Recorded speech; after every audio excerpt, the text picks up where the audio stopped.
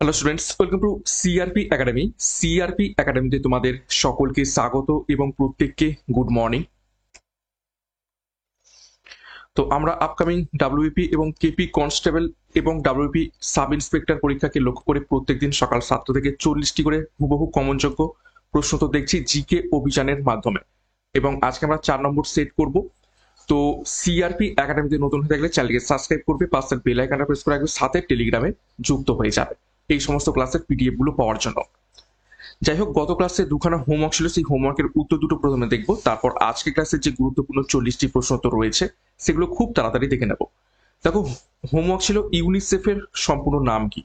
তো সঠিক উত্তর হয়ে যাবে option c, union nation, sorry এটা হচ্ছে ইউনাইটেড নেশন হবে, ঠিক আছে। অপশন ডি হবে সঠিক উত্তর, United Nations international children's emergency fund. 2 নম্বর প্রশ্ন ছিল মায়ের দুধের মাধ্যমে শিশুর দেহে কোন জাতীয় অ্যান্টিবডি অনুপ্রবেশ করে। তো এখানে সঠিক উত্তর হয়ে যাবে option D, I G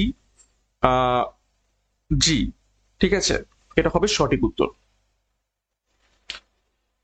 next, আজকের ক্লাসের গুরুত্বপূর্ণ যে 40টি প্রশ্ন তো রয়েছে সেগুলো এবারে এক এক করে দেখবো। দেখো, প্রথম প্রশ্ন, 1 নম্বর প্রশ্ন, আর্ক ওয়ার্ক কমিশন কি উদ্দেশ্যে গঠিত হয়েছিল। প্রত্যেকটা প্রশ্ন চলাকালীন তোমরা নিজেরাই চেষ্টা করবে সঠিক উত্তরগুলো কমেন্ট বক্সে কমেন্ট করার, এবং আমার উত্তরের সাথে মেলাতে থাকবে তোমাদের উত্তরগুলো মিলছে কি, প্র্যাকটিসটা হবে। তো সঠিক উত্তর হয়ে যাবে অপশনে রেল। রেলের উদ্দেশ্যে আর্ক ওয়ার্ক কমিশন নির্মিত হয়েছিল। 2 নম্বর প্রশ্ন, পৃথিবীর পরিধি সর্বপ্রথম কে নির্ণয় করেন।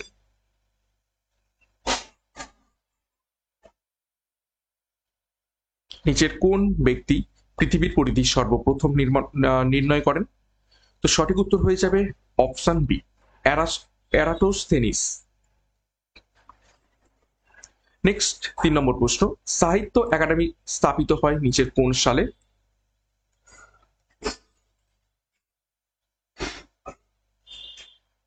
নিচের কোন সালে সাহিত্য একাডেমি স্থাপিত হয়। সঠিক উত্তর হবে অপশন এ, 1954 সালে। 1954 সালে আর কি স্থাপিত হয়, আমাদের ভারতবর্ষের যে সমস্ত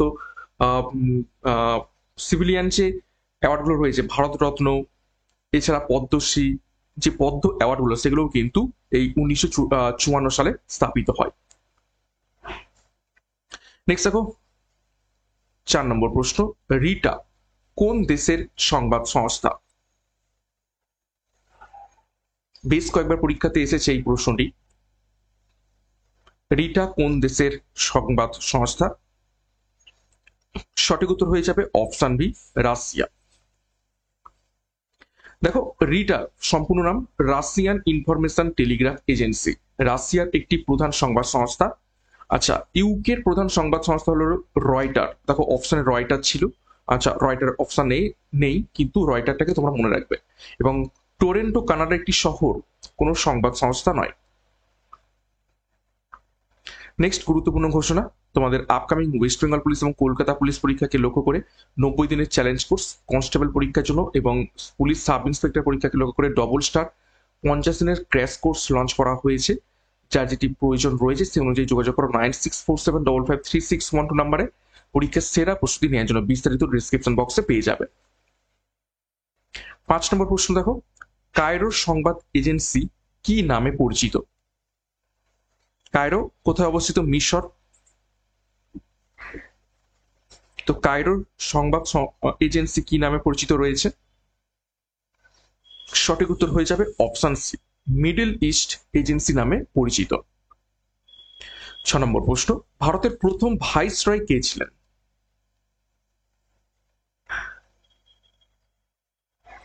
নিচের কোন ব্যক্তি ভারতের প্রথম ভাইসরয় ছিলেন। সঠিক উত্তর হবে অপশন এ, লর্ড ক্যানিং। 7 নম্বর প্রশ্ন, ভারত ও চীনের মধ্যে বিখ্যাত রেশম পথ অর্থাৎ সিল্ক রুট কে চালু করেন।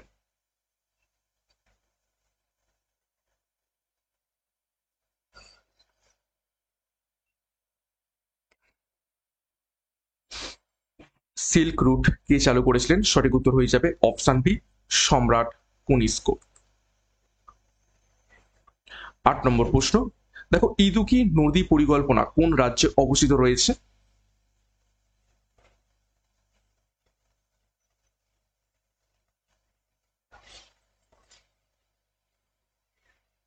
ইদুকি নদী পরিকল্পনা নিচের কোন রাজ্যে অবস্থিত? তো সঠিক উত্তর হয়ে যাবে অপশন এ, কেরালাতে অবস্থিত রয়েছে ইদুকি নদী পরিকল্পনা, এই ইদুকি নদীর উপরে। দেখো কিছু গুরুত্বপূর্ণ নদী পরিকল্পনার নাম এবং কোন কোন নদীর উপর এবং কোন রাজ্যে অবস্থিত একটু দেখে নেব। দেখো ভাকরানাঙ্গাল প্রকল্প শতদ্রু নদীর উপর হিমাচল প্রদেশ এবং পাঞ্জাবে অবস্থিত।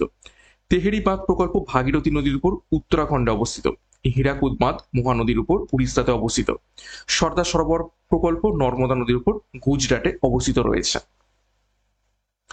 9 নম্বর প্রশ্ন, দেখো জালালউদ্দিন মোহাম্মদ কি নামে পরিচিত ছিলেন?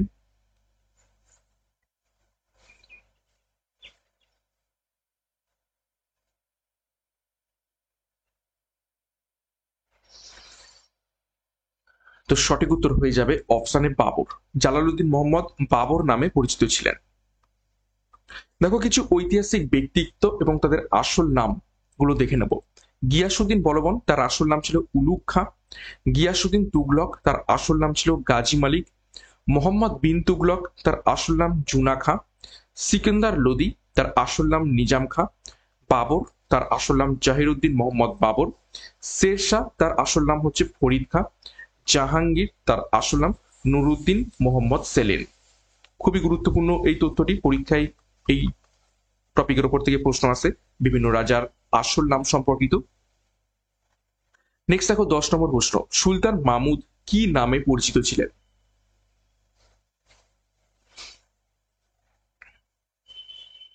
সুলতান মাহমুদ নিজের কি নামে পরিচিত ছিলেন?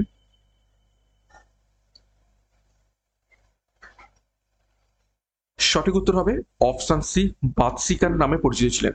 বাদশিকান কথার অর্থ কি? মূর্তি ধ্বংসকারী। ওকে, তো সুলতান মাহমুদ কি করত তখন? তিনি বিভিন্ন মানে তার অপোনেন্ট যে ধর্ম, সেই ধর্মের মন্দিরগুলোকে অ্যাটাক করতো। বিশেষ করে হিন্দু ধর্মের যে মন্দিরগুলো ছিল সেই মন্দিরগুলোকে অ্যাটাক করতো, এবং শুধু অ্যাটাকই করতো না, লুটপাট চালিয়ে সবশেষে মন্দিরের যে প্রধান বিগ্রহ সেই বিগ্রহটাকে ভেঙে দিতেন। তো সেই জন্য তাকে কি বলা হতো? বাদশিকান। সুলতান মাহমুদ, সুলতান মাহমুদ কতবার ভারত আক্রমণ করেন? 17 বার ভারত আক্রমণ করেন। 17 বার ভারত আক্রমণ করেন। ওকে, এবং গুজরাটের সোমনাথ মন্দির তিনি আক্রমণ করেছিলেন। নেক্সট 11 নম্বর প্রশ্ন, প্রথম বাঙালি মহিলা পাইলটের নাম কি?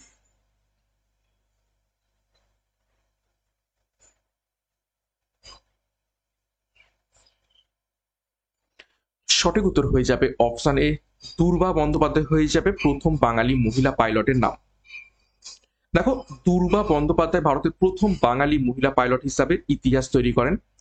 আশাপূর্ণা দেবী একজন বিখ্যাত বাঙালি সাহিত্যিক। আরতি সাহা প্রথম ভারতীয় মহিলা হিসাবে ইংলিশ চ্যানেল অতিক্রম করেন। ইলা মজুমদার শিশু সাহিত্যে অবদান রেখেছেন, এবং ভারতের প্রথম মহিলা পাইলট ছিলেন সরলা ঠাকরাল।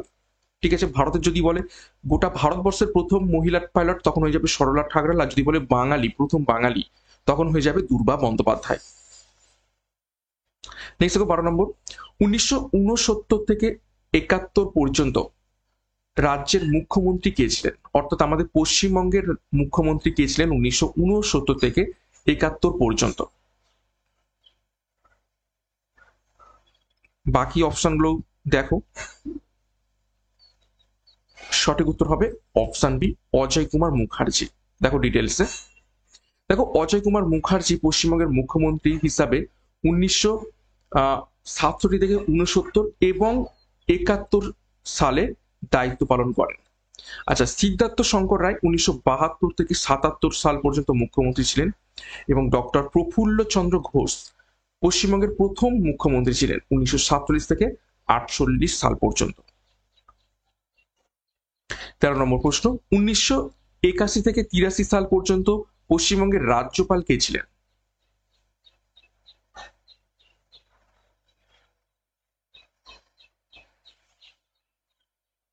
সঠিক উত্তর হবে অপশন বি, ভৈরব দত্ত পান্ডে।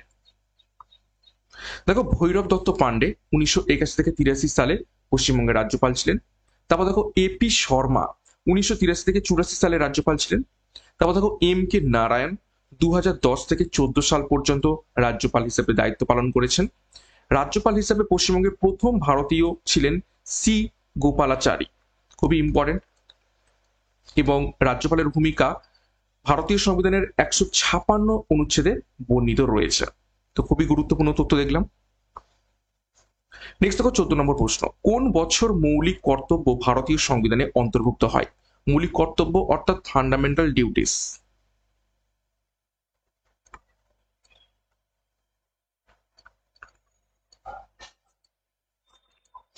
নিচের কোন সালে মৌলিক কর্তব্য ভারতীয় সংবিধানে অন্তর্ভুক্ত হয়? তো সঠিক উত্তর হবে অপশানে 1976 সালে। দেখো মৌলিক কর্তব্য সংযোজিত হয় 42তম সংশোধনীর মাধ্যমে এই 1976 সালে। এগুলি সংবিধানের ধারা 51A তে অন্তর্ভুক্ত। কোথায়? 51A। প্রথমে মৌলিক কর্তব্যের সংখ্যা ছিল 10টি, পরে 2002 সালে একটি যোগ করে টোটাল হয় বর্তমানে 11টি। রাশিয়া এবং তৎকালীন কি নাম ছিল সোভিয়েত ইউনিয়নের যে সংবিধান, সেইখান থেকে এই মৌলিক কর্তব্যের ধারণা আমাদের সংবিধানে গৃহীত হয়েছে। নেক্সট দেখো 15 নম্বর প্রশ্ন, কোন বাঙালি প্রথম স্থলবাহিনীর প্রধান পদে যোগ দিয়েছিলেন? ভিভিআই করবে।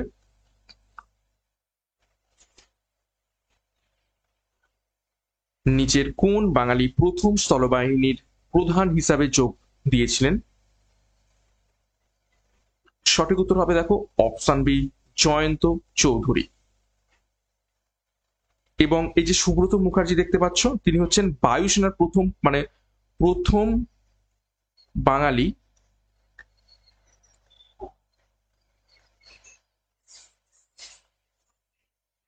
বায়ুসেনার প্রধান।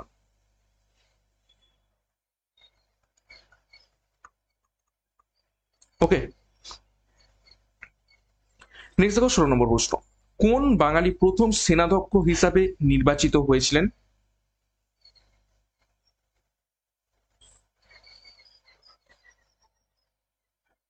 যেটাকে বলা হয় তাকে আর্মি চিফ।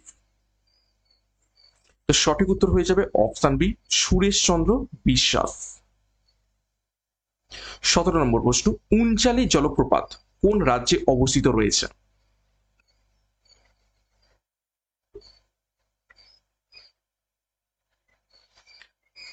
নিচের কোন রাজ্যে উনচালি জলপ্রপাত অবস্থিত রয়েছে? সঠিক উত্তর অপশন সি, কর্ণাটকে।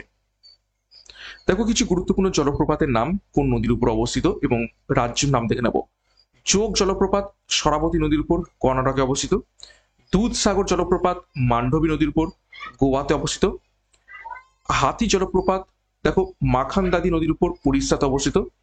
চিন্তপল্লী জলপ্রপাত গদগ নদীর উপর, অন্ধ্রপ্রদেশ অবস্থিত। এবং নোহাকালিকাই জলপ্রপাত মেঘালয়ের একটা স্থানীয় নদীর উপর, কোনো নদীর নাম জানা নেই, তো মেঘালয় অবস্থিত রয়েছে। 18 নম্বর প্রশ্ন, পশ্চিমবঙ্গের প্রথম কে রিজার্ভ ব্যাংকের গভর্নর হিসাবে নিযুক্ত হয়েছিলেন?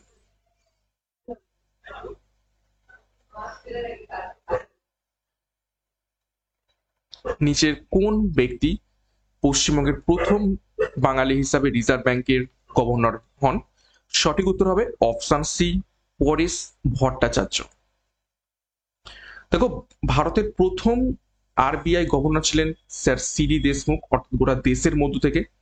এবং আরবিআই প্রতিষ্ঠিত হয় 1935 সালে। 19 নম্বর প্রশ্ন, কার সময়ে ভুটান যুদ্ধ সংগঠিত হয়? নিচের কোন গভর্নর জেনারেলের আমলে ভুটান যুদ্ধ সংগঠিত হয়?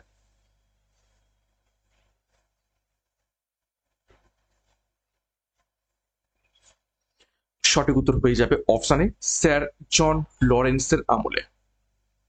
দেখো ভুটান যুদ্ধ হয়েছিল 1864 থেকে 65 সালে স্যার জন লরেন্সের সময়।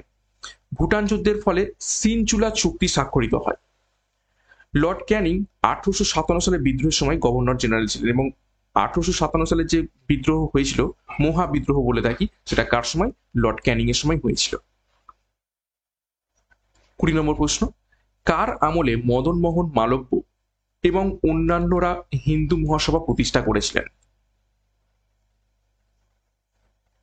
নিচের কোন গভর্নর জেনারেলের আমলে?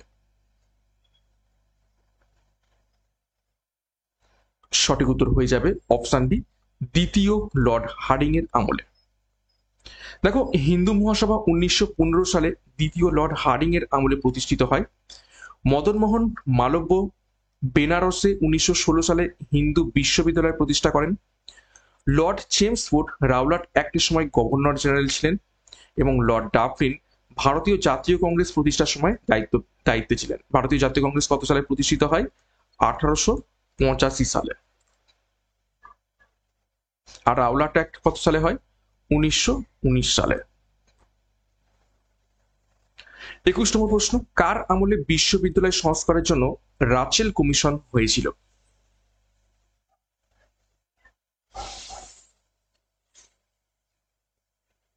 নিজের কোন ব্যক্তির আমলে বিশ্ববিদ্যালয় সংস্কারের জন্য রাচেল কমিশন আসে? তো সঠিক উত্তর হয়ে যাবে অপশন সি, লর্ড কার্জনের আমলে। 22 নম্বর প্রশ্ন, ভারতের জাতীয় পতাকার ছবি কবে প্রথম ডাক টিকিটে স্থান পেয়েছিল? খুবই গুরুত্বপূর্ণ প্রশ্ন এটি।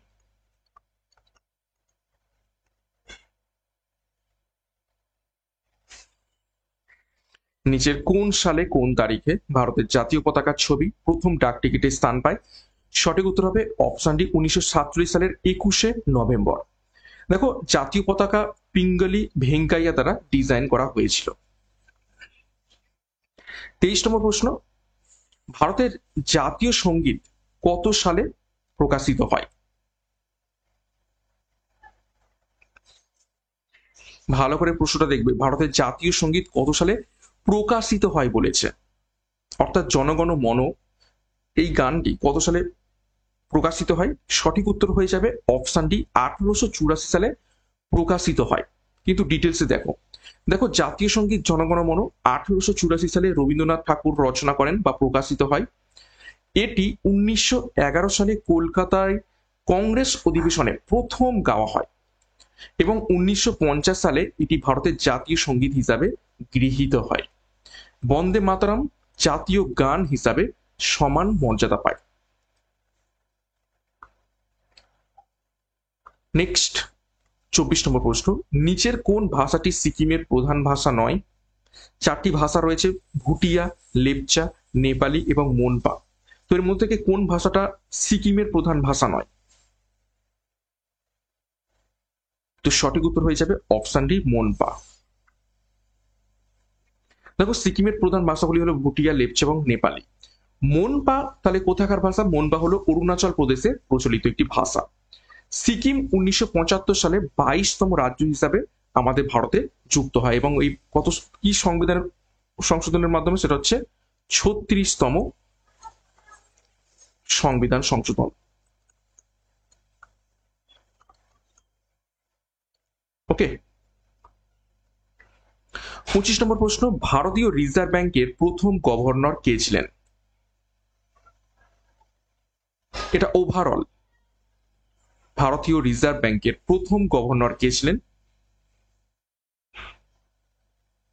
তো সঠিক উত্তর হবে অপশন এ, অসবর্ন স্মিথ। এবং সিডি দেশমুখ ছিলেন প্রথম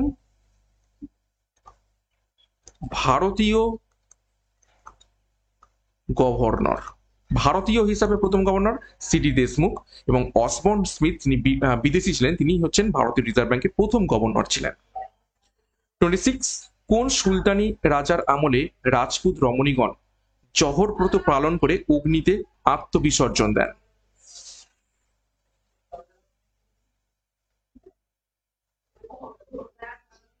সঠিক উত্তর হবে অপশন ডি, আলাউদ্দিন খলজি। এটা আমরা পদ্মাবত সিনেমাতেও দেখেছি।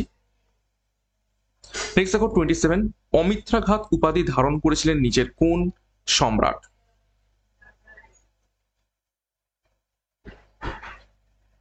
অমিত্রাঘাত উপাধিটা ধারণ করেছিলেন নিচের কোন সম্রাট? তো সঠিক উত্তর হয়ে যাবে অপশন বি, বিন্দুসার। অশোকের কি কি উপাধি ছিল, সেটা হচ্ছে কি দেব, নাম প্রিয়, আর কি প্রিয়দর্শী। অজাশত্রুর উপাধি কি ছিল কুনিক, আর বিম্বিসারের উপাধি ছিল শ্রেণী।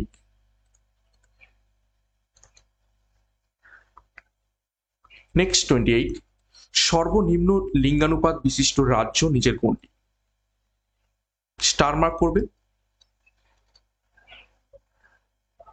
নিচের কোন রাজ্যে লিঙ্গানুপাত সব থেকে খারাপ বলতে পারো, একদম কম? সেটা হয়ে যাবে অপশন বি, হরিয়ানা। দেখো, হরিয়ানার লিঙ্গানুপাত 2011 সালের আদমশুমারি অনুযায়ী মাত্র 879। কেরালার লিঙ্গানুপাত সব থেকে বেশি 1084, পশ্চিমবঙ্গের লিঙ্গানুপাত 950 এবং বিহারের লিঙ্গানুপাত 918। এটা সবই হাজারের রেশিওতে। 29 নম্বর প্রশ্ন, সবচেয়ে বেশি জনঘনত্ব বিশিষ্ট রাজ্য নিচের কোনটি?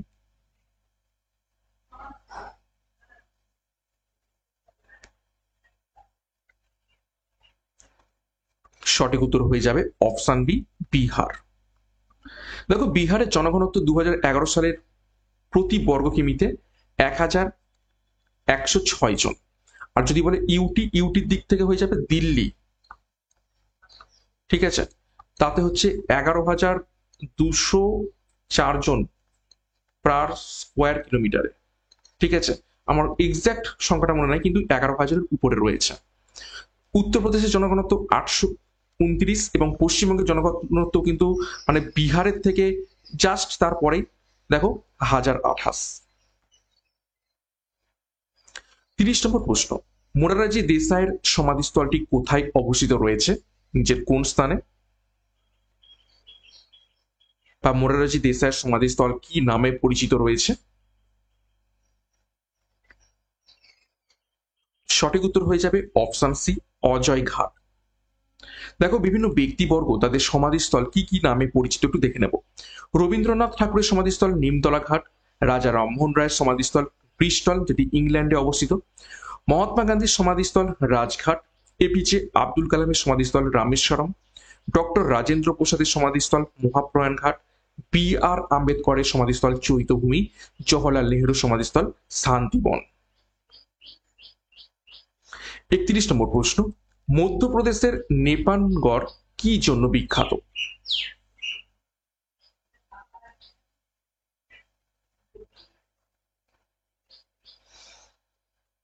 এই প্রশ্নটা পরীক্ষায় এসে থাকে, তো সঠিক উত্তর হয়ে যাবে অপশন সি, নিউজ প্রিন্ট কাগজের জন্য মধ্যপ্রদেশের নেপানগড় বিখ্যাত।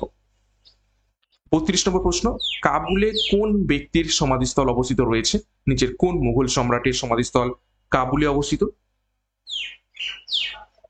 মাত্র 2জন মুঘল সম্রাটের সমাধিস্থল আমাদের ভারতের বাইরে, বাকি সমস্ত মুঘল সম্রাটের যে সমাধিস্থল ভারতের অবস্থিত রয়েছে। তার মধ্যে থেকে একজন, অপশন সি, বাবর। বাবরদের সমাধিস্থল কাবুলে অবস্থিত রয়েছে। দেখো, বাবরের সমাধিস্থল কাবুলের বাগ ই বাবরে অবস্থিত, আকবরের সমাধিস্থল সিকিন্দ্রাবাদ আগ্রাতে অবস্থিত, জাহাঙ্গীরের সমাধিস্থল লাহোরে অবস্থিত। তো বাবর এবং জাহাঙ্গীর এই দুজনের যে সমাধিস্থল দেশের বাইরে। শেরশাহের সমাধিস্থল সাসারাম বিহারে অবস্থিত। আচ্ছা, বাবরের সমাধিস্থল তার মৃত্যুর পর তার ইচ্ছা অনুযায়ী কাবুলে স্থাপিত হয়। 33 নম্বর প্রশ্ন, স্বরাজ আমার জন্মগত অধিকার, এই কথাটি কে বলেছিলেন? একদম ইজি প্রশ্ন, প্রত্যেকেই জানো। সঠিক উত্তর হয়ে যাবে অপশন এ, বাল গঙ্গাধর তিলক। 34 নম্বর প্রশ্ন দেখো, জয় জওয়ান জয় কিষান এই বিখ্যাত উক্তিটি কার?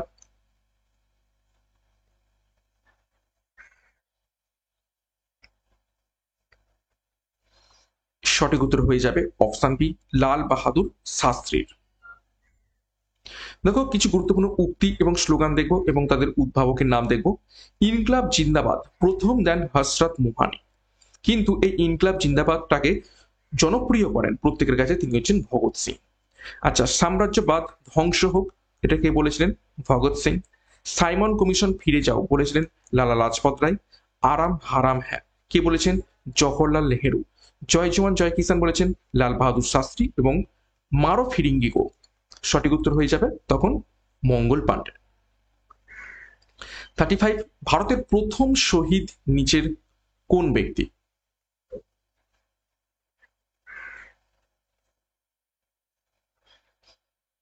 ভারতের প্রথম শহীদকে? সঠিক উত্তর হয়ে যাবে অপশন ডি, চাপেকর ভ্রাতৃদ্বয়। দেখো, চাপেকর ভ্রাতৃদ্বয় অর্থাৎ দামোদর চাপেকর এবং বালাকৃষ্ণ চাপেকর, এই দুইজন ব্যক্তি 1897 সালে ব্রিটিশ কর্মকর্তা স্যান্ডার্সকে হত্যা করেন এবং যার জন্য তাদের ফাঁসি হয়। তো তারাই হচ্ছে প্রথম কি ভারতবর্ষের শহীদ। ক্ষুদিরাম বসু 1908 সালে মুজফ্ফর বোমা হামলায় শহীদ হন। মদনলাল ধিংরা 1909 সালে 1 জুলাই লন্ডনে ব্রিটিশ সরকারের রাজনৈতিক সহকারী de camp sir William Curzon উইলিকে হত্যা করেন এবং 1940 সালে বিপ্লবী উধম সিং লন্ডনে মাইকেল ওডায়ারকে হত্যা করেন। এটি ছিল 1919 সালের জালিয়ানওয়ালাবাগ হত্যাকাণ্ডের প্রতিশোধ। নেক্সট দেখো 36 নম্বর প্রশ্ন, ভারতের শাসন ব্যবস্থা কি রূপ?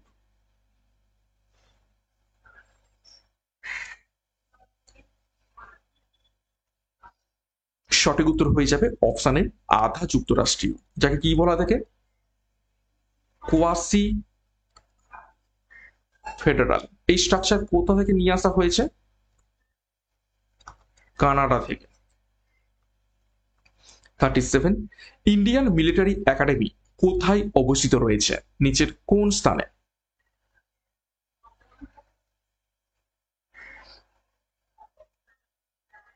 বিভিন্ন ডিফেন্স একাডেমি কোথায় অবস্থিত পরীক্ষা এসে থাকে? তো সঠিক উত্তর হয়ে যাবে অপশানে দেরাদুন উত্তরাঞ্চল। 38, ফিউজ তার কোন কোন ধাতুর সংকর?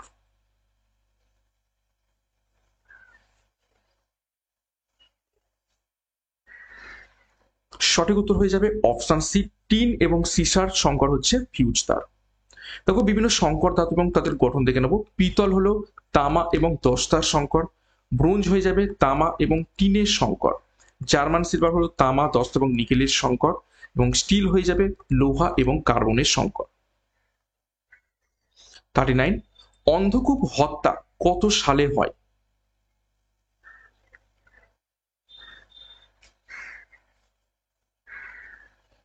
সঠিক উত্তর হবে অপশন বি, 1756 সালে।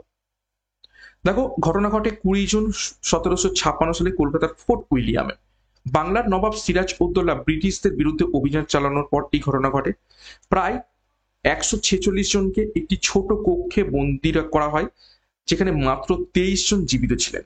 শ্বাসরুদ্ধ এবং গরমে মৃত্যুর কারণে এই ঘটনাটি ব্ল্যাক হোল ট্র্যাজেডি নামে পরিচিত। এই ঘটনা 1957 সালের পলাশির যুদ্ধের অন্যতম কারণ হয়ে দাঁড়ায়। কিন্তু এই যে ঘটনা, এই ঘটনার কোনো ভিত্তি নেই বলে ঐতিহাসিকরা মনে করেন, কেননা যে ছোট ঘরের বর্ণনা দেওয়া হচ্ছে সেখানে 146 জনকে রাখা অসম্ভব। 40 নম্বর প্রশ্ন এবং আজকে ক্লাসের শেষ প্রশ্ন, জাতীয় কংগ্রেস কোন অধিবেশনে কংগ্রেসের চরমপন্থী এবং নরমপন্থী দুভাগে বিভক্ত হয়ে যায়?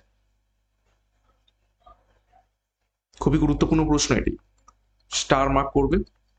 জাতীয় কংগ্রেসের কোন অধিবেশনে কংগ্রেস চরমপন্থী এবং নরমপন্থী এই দুই ভাগে বিভক্ত হয়ে যায়? তো সঠিক উত্তর হয়ে যাবে অপশন সি, 1907 সালে। ডিটেলস দেখো, 1907 সালের সুরাট অধিবেশনের সভাপতি ছিলেন রাসবিহারী ঘোষ।